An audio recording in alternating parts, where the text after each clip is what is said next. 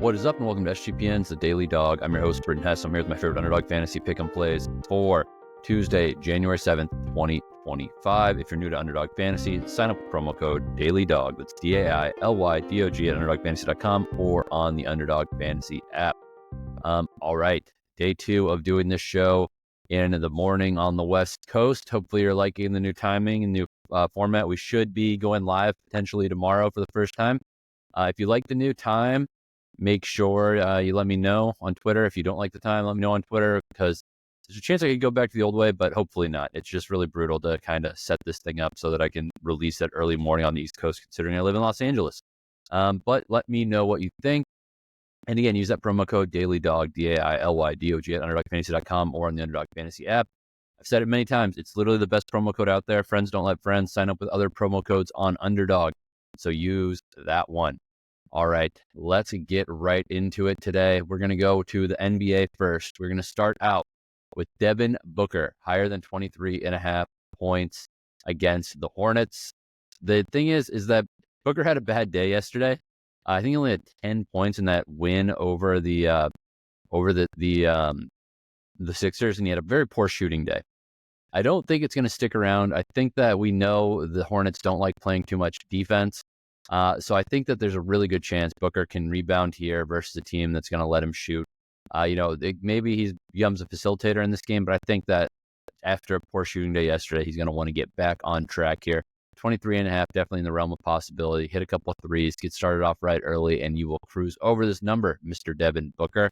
We're going to pair that with Nikola Jokic, higher than 20.5 points, not points, higher than 20.5 rebounds plus assists. Just rebounds and assists for Jokic, higher than 20.5 against the Celtics as they come to Denver. I think obviously he can crush this. He can get 20 rebounds in a game. He's done it plenty of times. I feel like he's going to be pushing a triple-double.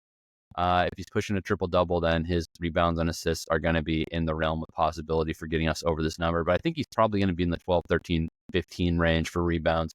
And then 8 assists, 7 assists, something like that. We are good. So give me Nikola Jokic in this big home game for the Nuggets against the Celtics here. Over 20.5 rebounds and assists in this game.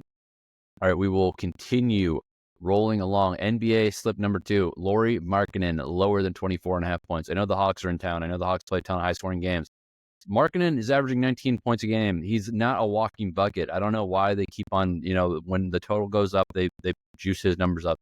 But let's be honest, he's a fine player. It's not like he's some elite shooter. It's not like he's got some crazy skills that we're missing out on here. I really think that this number is way too high. So I'm just trying to double check his shooting percentage. It's not as good as you would hope. On the season, he's hitting 35% of his threes, 43% from the field. He's had higher than 24.5 points. 0 times in his last 4 games. He did it back-to-back games, his 5 and 6 games ago. But before that, again, it's just very inconsistent no matter what the total is in the game he's playing. So I know the 7-footer is attractive. A lot of people are going to be drawn to him scoring a lot of points versus this Hawks team. But again, I just don't think that he's the type of guy that you want to rely on to score 25-plus points in a game. So I'm going to go lower than 24.5 here. Pairing that with LeBron James, higher than 0.5 double-doubles. As the Lakers travel to the Mavs, Lakers need to get back on track here. LeBron is going to be pushing a triple-double per usual. He's going to have double-digit points. We know that. Is it going to be assists? Is it going to be rebounds? Probably assists. He's getting 8 to 9 assists per game. But this one with the underpowered Mavs, a spot for him to kind of showcase after a loss. Give me LeBron higher than 0.5 double-doubles. That's a 3.15x multiplier. All right. NHL number 1 is a little bit juicy here. I think that there's some blind spots Underdog has for projections for people.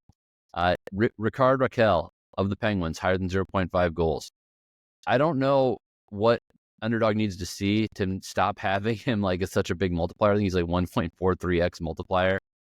He's the leading scorer for the Penguins. I mean, I don't know what else to say. He's got 18 goals on the year.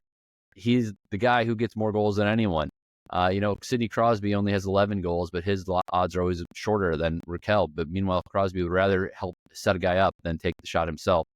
So give me Rickard Rakell higher than 0.5 goals. Pairing that with Connor McDavid higher than 0.5 goals up in Boston at the Garden there. I think the Oilers have a great shot to do some damage against this Boston team that's been extremely inconsistent, potentially aging a little bit past their prime. So give me McDavid to get the goal here. I know that he's also another guy who gets a ton more assists than goals these days. But again, I think that it's a good spot for him to showcase against a kind of a historic hockey team like the Bruins, and a team that's been good over the last several years. So those two guys paired together to score goals, Rickard Rakell of the Penguins and Connor McDavid of the Oilers, 5.4x multiplier. NHL number 2. We're going with Ryan Strome, not Dylan Strome, Ryan Strome of the Anaheim Ducks, higher than 0.5 points. They are hosting the Flames. I think they've got a great shot to win that game against the Flames. But Strome is on like a 4-game point streak. He's having a solid season here. He's really been coming into his own, and the Ducks have been coming into their own and been in unison. As I said, I think the Ducks have a really good shot to take care of business here against the Flames, who are not a below 500 team, not anything powerful. I think the Ducks can do some damage, score a bunch of goals, and I think Strome will continue to be involved on the stat sheet. Pairing that with my dude, Macklin Celebrini of the Sharks, higher than 0.5 points against VGK. The Sharks have been playing well. They've got 2 really nice wins in their last 2 games. Celebrini has been consistently getting points. The Sharks are just undervalued in any way you want to say it. As I said, they were big underdogs to the Lightning and the Devils at home, won both of those games. Actually, a division game against the VGK, kind of a rival, makes things a little bit different there. But at the end of the day, I think that they're still going to be confident after what they've done in the last several games. Celebrini, he's got 28 points on the year. He's got goals in 2 of his last 4 games, and he's got a point in I think 7 of his last 10 games or something like that. The youngster, the first round pick, the number 1 overall pick last year, has having a really good rookie season. I'm going to keep riding him here. He's igniting this Sharks team. That is just a flat 3x multiplier. Ryan Strome higher than 0.5 points, and Macklin Celebrini higher than 0.5 points. All right, let's go to college basketball. Number 1, Walter Clayton Jr., Florida. They're hosting number 1 in the nation, Tennessee. What a spot to showcase for Walter Clayton after he puts on a show in Kentucky and Florida goes down. Good spot to rebound here. Scored a lot of points. A good defensive team in Tennessee. A tough team in Tennessee. But at home in Gainesville, I am going to be hard-pressed not to be supporting my guy, Walter Clayton Jr. here, higher than 17.5 points. Pairing it with Vladislav Goldin, higher than 1.5 blocks for the Michigan Wolverines as they host the higher than 1.5 blocks as they host the or as they travel to the UCLA Bruins. UCLA is UCLA is obviously a very good defensive team. They're not always they can be a little sloppy with the ball, to be honest. And Goldin, 7-footer. I really like his chance of getting higher than 1.5 blocks. He's good for about a block a game. 2, 3, 4 is also in the realm of possibilities. In this high-profile matchup out in LA, I'm going to take Goldin higher than 1.5 blocks. This is a 4.08x multiplier when you pair him with Walter Clayton. Got to throw in a tennis one. We got Christopher Eubanks lower than 0.5 sets, aka Christopher Eubanks to win in straight sets in Aussie Open qualifiers. He's just way, way beyond his opponent's ability here. His serve is going to be a weapon in this one, lower than 0.5 sets lost. Pairing that with Nuno Borges, higher than 21.5 games played against Emiliano Nava. Borges is, him and Nava are both kind of grinders. I think that they're going to have no problem making this thing get to the 3rd set, and if not, a couple tie breaks in 2 sets. Higher than 21.5 should not be outside, or should not be that scary of a number to hit. This is a 3x multiplier. All right, Lotto. We got Lotto number 1 right here. Alperen Sengun, higher than 11.5 rebounds for the Rockets. Ben Shelton, higher than 25.5 games played against Jakub Mensik.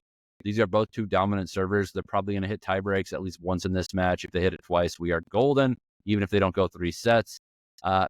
Brady, Tkachuck, as they go to Detroit, as the Senators go to Detroit, higher than 0.5 goals. Kyle Connor of the Jets, higher than 1.5 points. This guy is a point machine. Jawan Gary of Nebraska against Iowa, higher than 12.5 points. That scoring environment should be quite advantageous for Gary to have a nice day. And then this is a 32.2x multiplier, or 16.1x/4.02x flex. if you play it as a flex. Lots of slits today. NBA, NHL, college basketball, tennis, and the Lotto that combines everything. That's all I got for you today. Let's make some money.